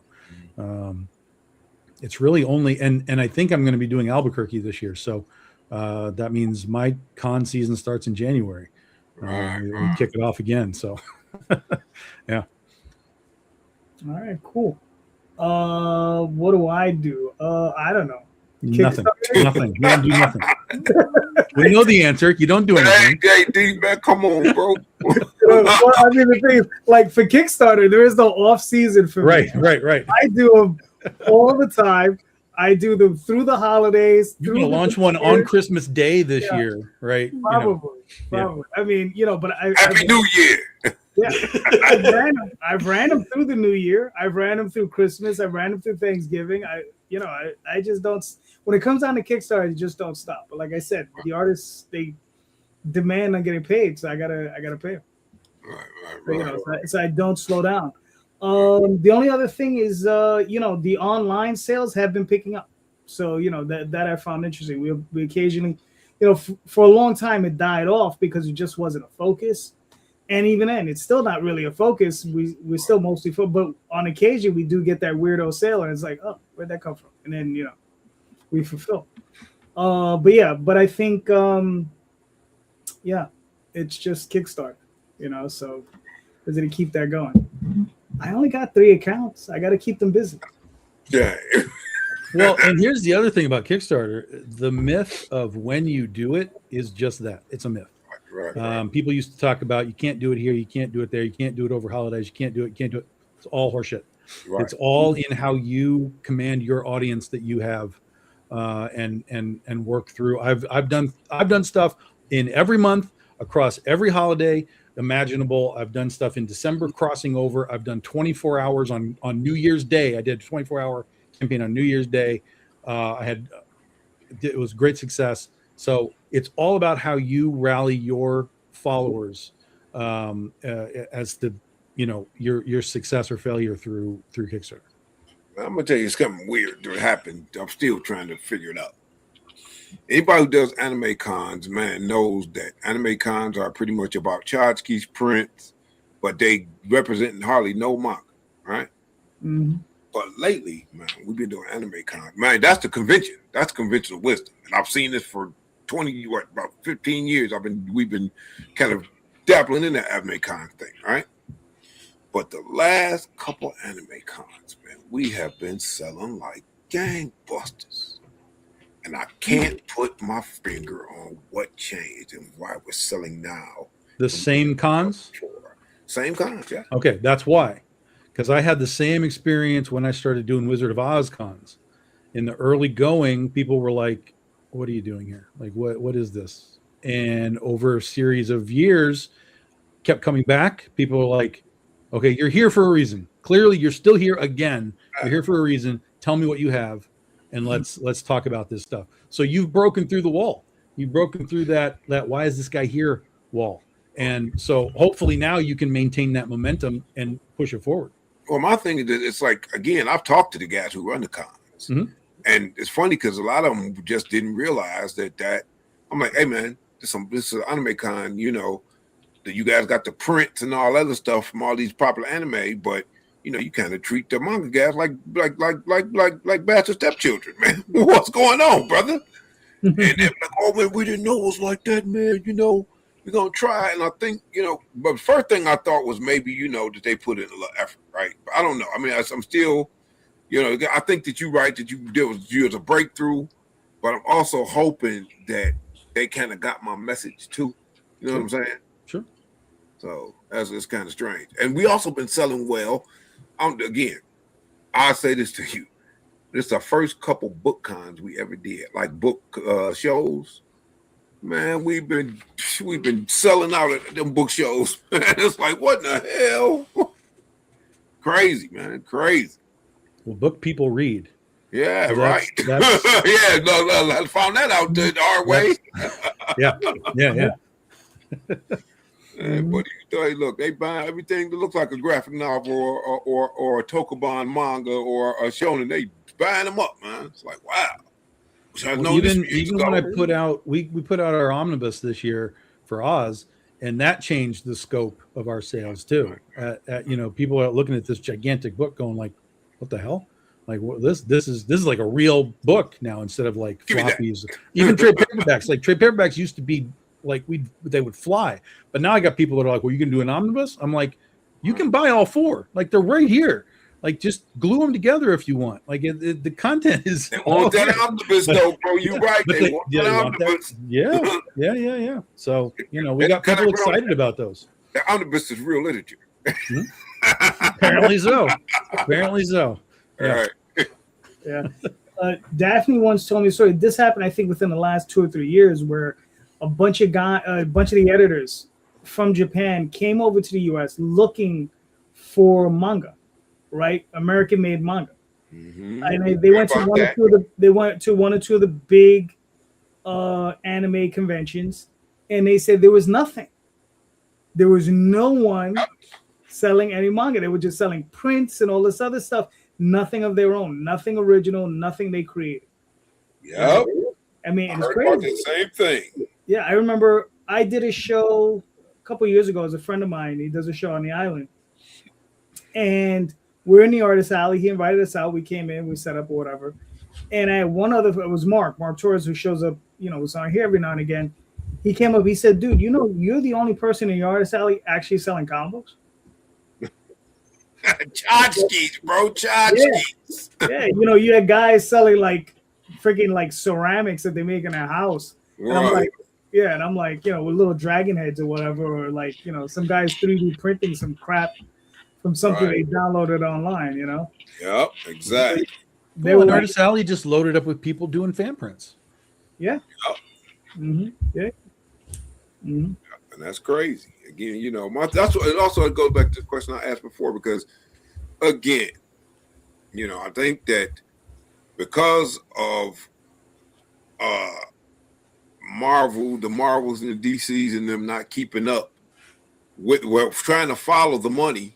Every business is going to try to follow the money. Fine, okay, but you gotta invest.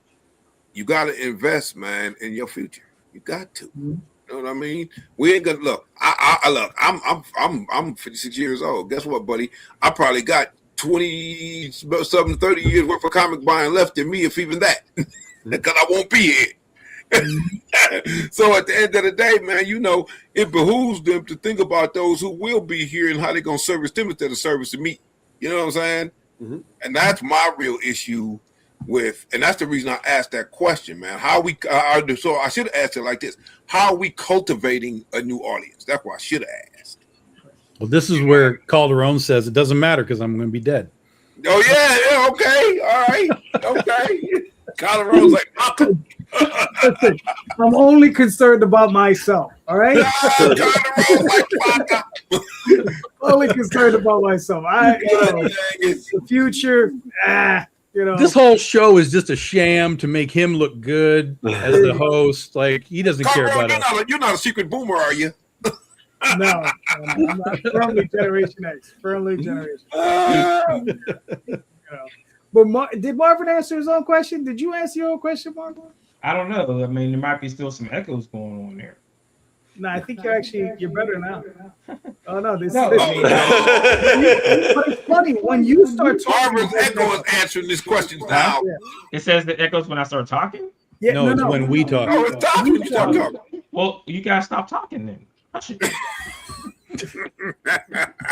But I mean, I just want to like piggyback what Mark said about like with Marvel and things like that. Like I said, that you lost an entire generation, the millennials, on comics. Mm-hmm. So you're trying to capture Gen Z, who aren't really into American comics that much. They like the manga. So now you've lost currently like a generation and a half that you're trying to recapture to come back into that stuff. And you look at the like how well the Spider-Man movie's going. That's Gen Z that did that. And it's kind of funny. I don't think it's really Spider-Man. I think it's Zendaya and Tom Holland that are driving. It's 100% those two. It's 100%. So it's like, and people are going, and they're going to be like, oh, now we can do this with other movies, and they're like, it's not going to work because they're not in all those movies. No. I mean, for the question I asked, like, I think that we do local comic shop day in the September, and that'll drive our retail stuff until the end of the year.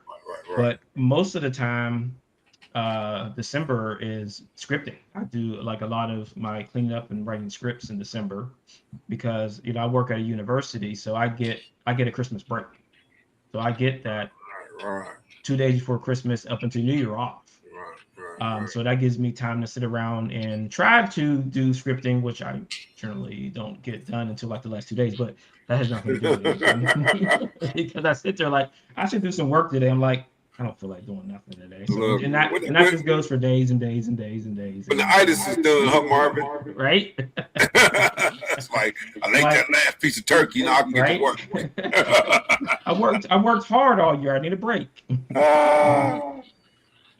Yeah, so I mean, we'll see like what happens because I said that like local comic shop days coming up next month. We do that, and that gets us back into the good graces of retail for the rest of the year. It's funny because like Tom, you brought up a good point that I want to kind of move and get back on. Right, you're talking about how these kids, they read particular manga and whatever. And the thing, what I find the problem is that they think that shonen manga that they read is the only. It's like, man, do you know how many different flavors of manga there are? There's a manga for everything, dude. If you look, if you're a housewife, they got a manga for you. They got cooking manga. They got a gazillion freaking manga is their communication method. But they only these kids. And the thing is that's what they bring over here, right? Their manga dude that looks so photorealistic, it's not even funny. They don't bring that over here. It's all these, and the thing is that a lot of the great manga has already come over here, and so what they're bringing over here is junk manga. Yeah. At the end of the day, that's hilarious to me, right? And that's the downside to manga is that it's all finite. Like with Spider-Man, it keeps going or gets reinvented. If you read Death Note runs and it's over and you're done and that's it. So either that reader of Death Note just reads Death Note for the rest of their life, or they have to go find something else. But when they do, they go and find something that is stylistically the same as Death Note. Even if it's not as good, they're at least moving into another thing. I was at a Barnes & Noble the other day killing time, and they had a huge manga section. So I just started like doing my own little bit of research and pulling books out and like, what is this? And what does this one look like? And so on. And that's when I really started to realize like, all this stuff looks the same. They trim monkeys over there. Make no mistake. Yeah. So if you read something and it was done, there's other things that look and are thematically the same, and you could just be like, well, I'm going to go here, I'm going to go here, and there's so much of it. Again, it doesn't matter if it's good or bad. It's just that's just going to feed the need for what the manga kids have. Sure. So the real question is how do we divert them from manga over to something American comics wise? And I think that's going to be difficult. I think JD got the answer though. JD already answered that. And it's something that I noticed. You got so again, young women buy crap loads of manga, right? But what I find is that the indie comic stuff that honestly talks about some of their experiences, they buying the shit out of that too. You know what I mean? That's why they discovered American comics. Like it might be something like a Saga. It may be something like a Paper Girls or something like that. You know what I mean? And, and now a lot of them are starting to discover Hernandez brothers too, right? And those are the type of thing that make them take a second look at American comics. They're like, oh, I didn't know American comics had that. Let me see what else American comics got. And then I find that they're pleasantly surprised. So what I find. So I think the solution, or if there is one, is probably going to be some kind of like hybridization where like eventually, American comics will probably try to adopt more of like a manga look or something. We did that in the 90s. Well, yeah. I think that they're going to get back there. It was a big thing. Yeah. And that's what Absolute is. I mean, Wonder Woman's carrying around a Final Fantasy sword. I mean, they're trying to do that now even. Well, you guys said about Brand New Day and how it was like, it might have been like Tom Holland and Zendaya bringing in, the audience and stuff. And I think a lot of like I saw a lot of stuff online. This Destin director guy that made this movie apparently brought in a lot of ideas intent on bringing in like a younger audience. I've seen a lot of this stuff. A lot of the ways he moves in this movie specifically are like the moves that were, I guess, adopted from the video games, because like this generation, is very like video game heavy. The way that we kind of like, I think movies went through this too. Movies lost a generation, kind of like over time as well. And the way that they get it back is by like trying new things and stuff. And this guy, like I said, he brought in a lot of like the video game movements. He invented this he brought in this new camera that they called like the Cyclops camera, where it was somebody in there getting attacked by the hand, and it gave you like a first person perspective, like, really it's never been done before. So I think that like, I think these, at least the way that like film has always done this, when film has gotten stale, is like a new generation of young people kind of come in and reinvent the wheel. It happened in the 70s with like Scorsese and Coppola and all those guys and stuff. It happened in the 90s with Tarantino and Linklater and like the indie generation and stuff. And we're getting it now with like Obsession and Backrooms and this Destin guy, Destin Creighton, I think his name is, who made Spider-Man Brand New Day and made Wonder Man, which I identified really hard with and stuff. So, I think there's going to be like equivalent to that in comics. And like, if you look at when Marvel did the Ultimate Verse and stuff, they gave Peach Momoko their own, like, her own a book that had like a style and a look that was completely different than any of the other comics going on at the time. So I think it's going to be like the talent that, have adopted the manga aesthetic, and then they're going to get a chance and they're going to bring it into our comics. And that may be, I don't mean our comics, but like mainstream comics and stuff and that type of storytelling. And I think that might open doors to bring in the young generation, because it kind of happens organically. But I think the problem though is that that's not necessarily sustainable. We saw it, like I said, we saw it in the 90s and it went away. So the idea would be, if let's say you did it and you brought some a manga audience over, once that manga influence sort of leaves or dissipates, the question then is, are they locked into Spider-Man or Batman or Wonder Woman enough to stay there once the manga influence? I don't read a lot of manga, but I will say that like in my limited, experience with manga, we're getting caught up on like the visual aesthetic of it and how different it looks than our comics and stuff. But one of the things that manga has and why they are so popular with comics here is like the Western mindset and like spiritualism and stuff that the young people in this generation absorb a lot more. So what? You I'm saying, almost like, there. Keep going. I'm saying it's like the thematic stuff. So what we need is like the like the creative properties that are going to come in and drive that and necessitate that kind of storytelling and bring in that idea. So like it's not just you make Spider-Man look the way manga looks. You bring over those themes and stuff, and you create new characters that necessitate them. You don't try to figure out like a way to make like Western. I mean Eastern. You don't try to come up with like an Eastern philosophy on great power with great responsibility. You come up with a new character that embodies that and let that take over and stuff. We look, Tom, you don't necessarily do superhero comics. You've branched away from doing just superhero comics, right? Well, I was thinking you was going, Fred. I know what you're saying. Yeah. Is this manga has a million different thematic lanes, right? American comics, for the most part, only has one thematic. That's false. That's wildly false. I'm talking about popularly. Popular is different. Popular is different. No. Let's hold up. That's what I'm saying. It's like even it only has one thematic thing. Even Keen Spot was publishing fucking fencing manga about 5 years ago. Like there is in American comics, there is anything that you could possibly want. Of course, there was a book about a guy going back in time, capturing dinosaurs so he could bring it back and sell it and cook it. Like it was a cooking show about cooking dinosaurs.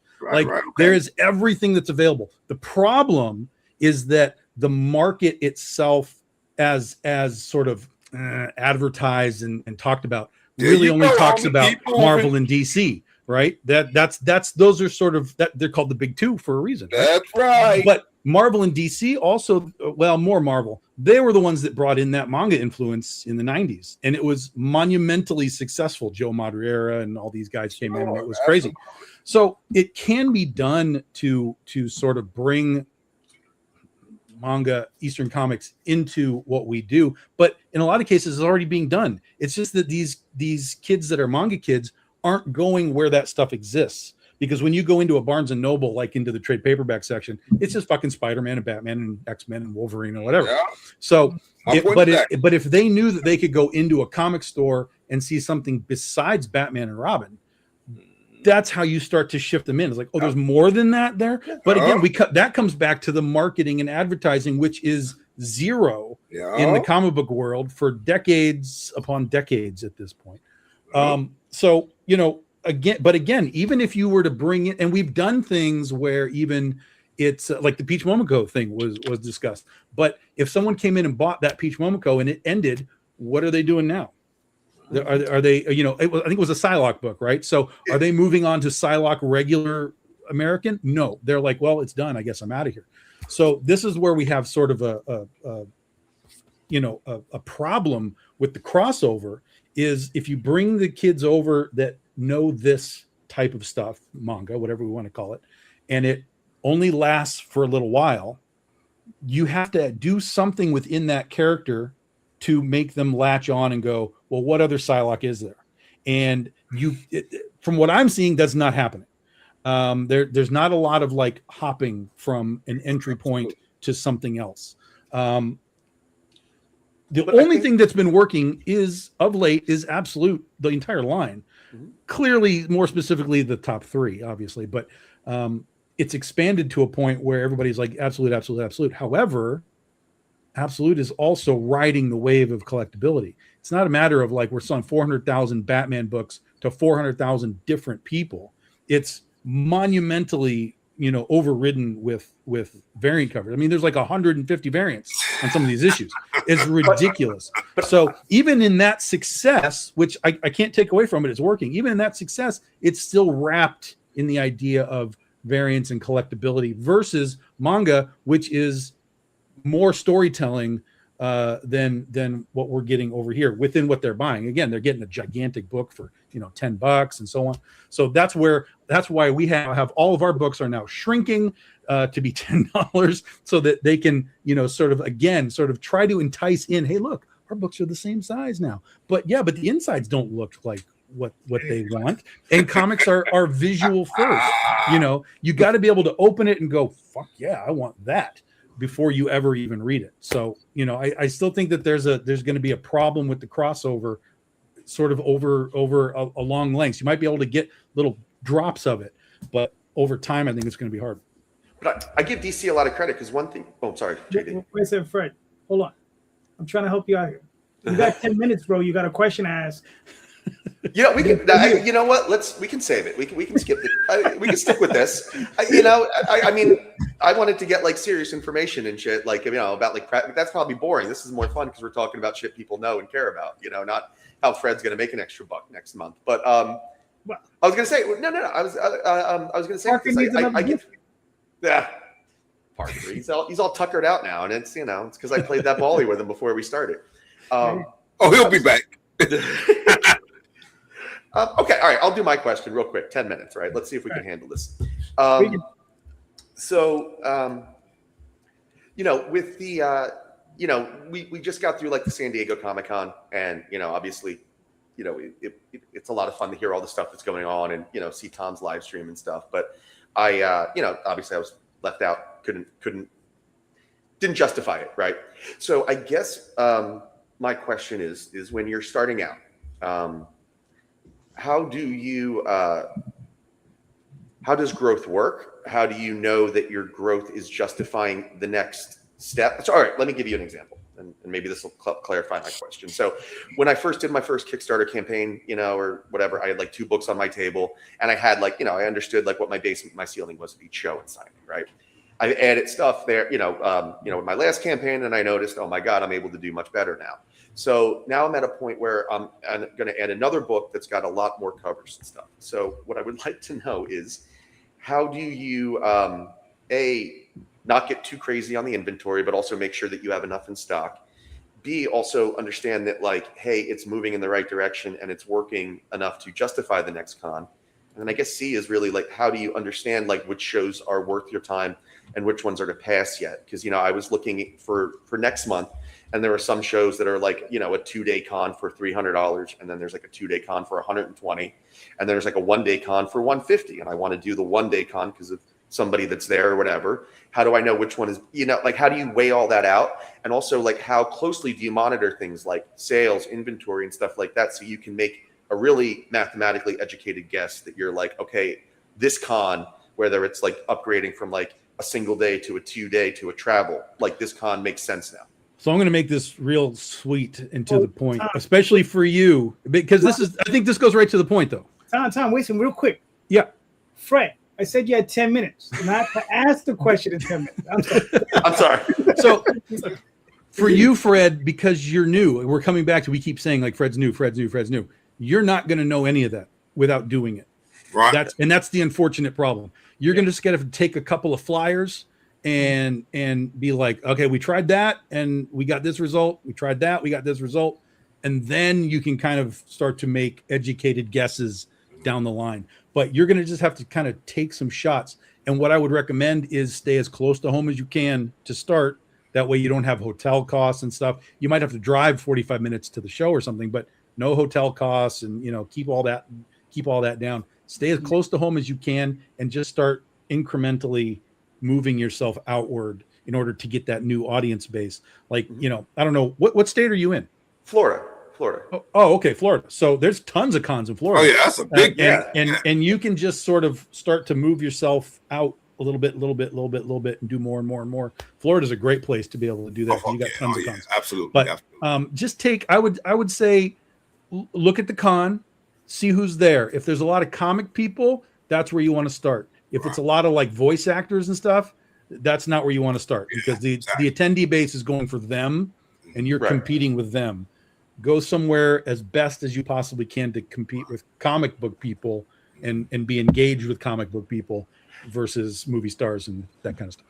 And you guys said real quick, book cons are really good for that. You said book cons you do well at? Well, Marvin and Mark swear to it.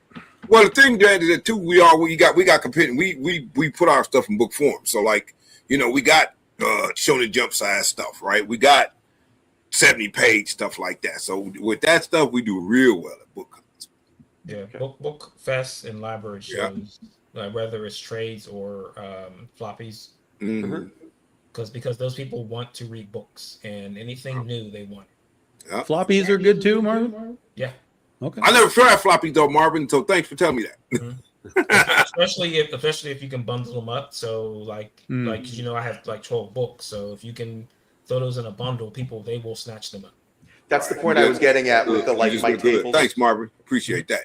Yeah, that's the point I was getting at with my table growing is like I've been able to see people when they're like, all of a sudden you get like 2 people take a bundle and it like completely changes the complexion of your day. So right. But yeah, no, thank you, Tom. I was wondering about. So it is just trial and error. You guys aren't sitting home with a spreadsheet and you're like, okay, X amount here. Yeah, but I have 16 years of spreadsheet.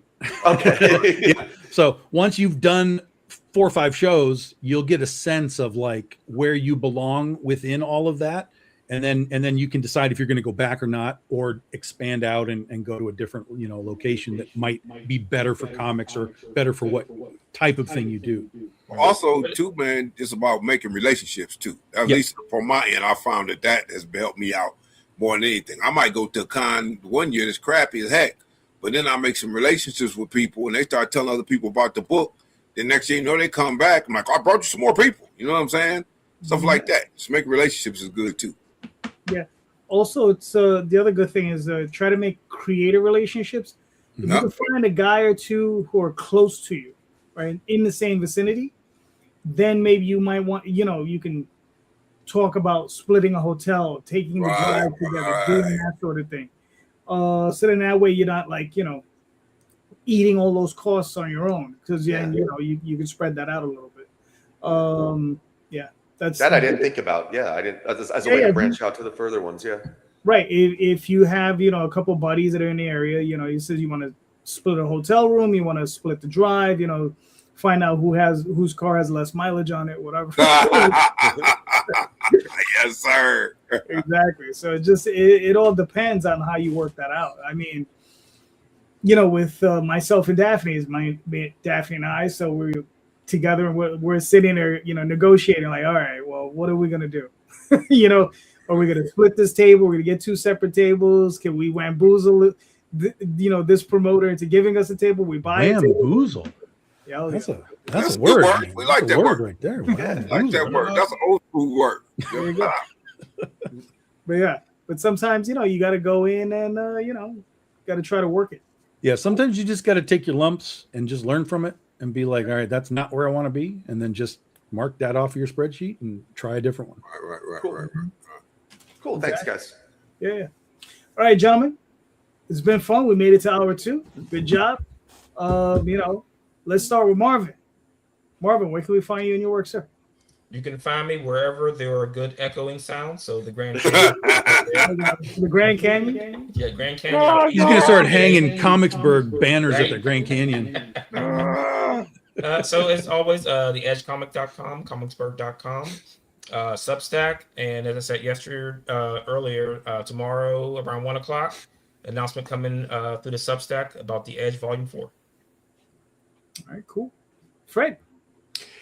You can find me at Schwartz Art LLC on all the main socials, www.schwartzart-lc.com. And Fisticuffs books 1 through 4 is on Kickstarter for another 2 weeks. And real quick, I also forgot to mention earlier in the show, my first short story in an anthology is on Kickstarter right now. If you get a chance, nice. Vagabond Nowhere Man. It's Charlie McElvee's project. It's a great project. Stan and I team up again, and we do a Vlad the Impaler story. So check it out if you get a chance, guys. Nice. Yeah. Charlie's good dude. Yeah, he's awesome. He's been really cool to me. And I loved working with them. All right, cool. Mark. You can find me at imaginosworkshop.com, shiningotaku.com, and Judafist, thecomicseries.com. All right, cool. Tom. BigDogInc.com. Get your books. We'll be launching the next Legend of Oz book in 2 weeks. And then I will be at Moreau Comic Con with CB Zane, and we'll be debuting the new Critter series artist. He'll be coming up from Texas to hang out with us, so watch for our announcements there. Everybody at Monroe is going to get a free Critter art print as well for coming in. And then I'll wrap up the year in Akron with CB Zane down in Ohio. All right, very nice. All right, you can find me on Facebook, Twitter, Instagram, all these different places. Most importantly, currently on Kickstarter with the Oswald Chronicles. And just remember, everybody, please check out the show notes. In the show notes are the links to all of these creators' projects. These creators are all doing great work. So please click on those links, buy those books, and just remember, read more indie comics, especially ours. Have a good night. Thank you. Hi, guys.